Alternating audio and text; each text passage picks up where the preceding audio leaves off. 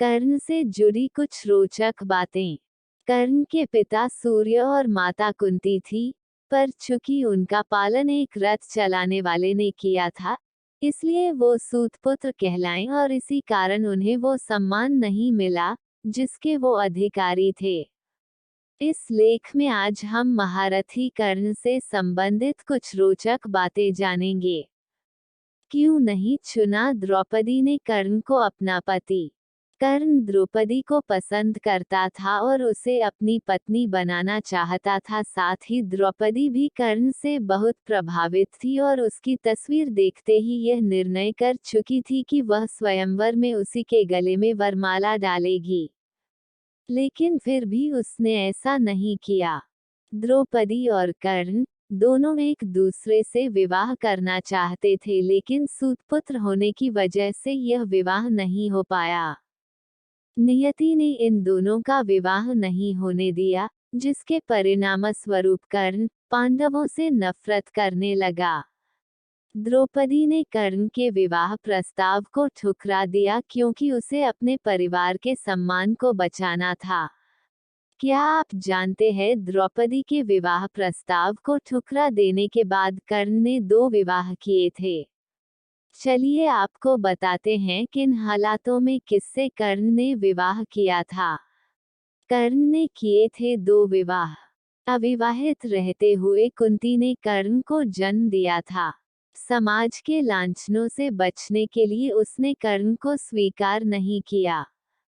कर्ण का पालन एक रथ चलाने वाले ने किया, जिसकी वजह से कर्ण को सूतपुत्र कहा जाने लगा। कर्ण को गोद लेने वाले उसके पिता आधीर्थ चाहते थे कि कर्ण विवाह करे। पिता की इच्छा को पूरा करने के लिए कर्ण ने रुशाली नाम की एक सूतपुत्री से विवाह किया। कर्ण की दूसरी पत्नी का नाम सुप्रिया था। सुप्रिया का जिक्र महाभारत की कहानी में ज्यादा नहीं किया गया है। रुशाली और सुप्रिया से कर्ण के 9 पुत्र थे। वृषसेन, वृषकेतु, चित्रसेन, सत्यसेन, सुषेण, शत्रुंजय, द्विपात, प्रसेन और बनसेन। कर्ण के सभी पुत्र महाभारत के युद्ध में शामिल हुए, जिनमें से 8 वीरगति को प्राप्त हो गए। प्रसेन की मौत सात्यकी के हाथों हुई। शत्रुंजय, वृषसेन और द्विपात की अर्जुन, बनसेन की भीम, चित्रसेन, सत्यसेन और सुषेण की नकुल के द्वारा मृत्यु हुई थी। वृषकेतु एकमात्र ऐसा पुत्र था जो जीवित रहा। कर्ण की मौत के पश्चात उसकी पत्नी रुशाली उसकी चिता में सती हो गई थी। महाभारत के युद्ध के पश्चात जब पांडवों को ये बात पता चली कि कर्ण उन्हीं का ज्येष्ठ था, तब उन्होंने कर्ण के जीवित पुत्र वृषकेतु को इंद्रप्रस्थ की गद्दी सौंपी थी। अर्जुन के संरक्षण में वृषकेतु ने कई युद्ध भी लड़े थे। श्री कृष्ण ने क्यों किया कर्ण का अंतिम संस्कार अपने ही हाथों पर? जब कर्ण मृत्युशैया पर थे तब कृष्ण उनके पास उनके दानवीर होने की परीक्षा लेने के लिए आए। कर्ण ने कृष्ण को कहा कि उसके पास देने के लिए कुछ भी नहीं है। ऐसे में कृष्ण ने उनसे उनका सोने का दांत मांग लिया। कर्ण ने अपने समीप पड़े पत्थर को उठाया और उससे अपना दांत तोड़कर कृष्ण को दे दिया। कर्ण ने एक बार फिर अपने दानवीर होने का प्रमाण दिया, जिससे कृष्ण काफी प्रभावित हुए।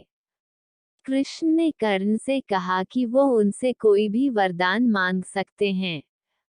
कर्ण ने कृष्ण से कहा कि एक निर्धन सूतपुत्र होने की वजह से उनके साथ बहुत छल हुए हैं। अगली बार जब कृष्ण धरती पर आए तो वह पिछड़े वर्ग के लोगों के जीवन को सुधारने के लिए प्रयत्न करें। इसके साथ कर्ण ने 2 और वरदान मांगे। दूसरे वरदान के रूप में कर्ण ने यह मांगा कि अगले जन्म में कृष्ण उन्हीं के राज्य में जन्म लें, और तीसरे वरदान में उन्होंने कृष्ण से कहा कि उनका अंतिम संस्कार ऐसे स्थान पर होना चाहिए जहां कोई पाप ना हो। पूरी पृथ्वी पर ऐसा कोई स्थान नहीं होने के कारण कृष्ण ने कर्ण का अंतिम संस्कार अपने ही हाथों पर किया।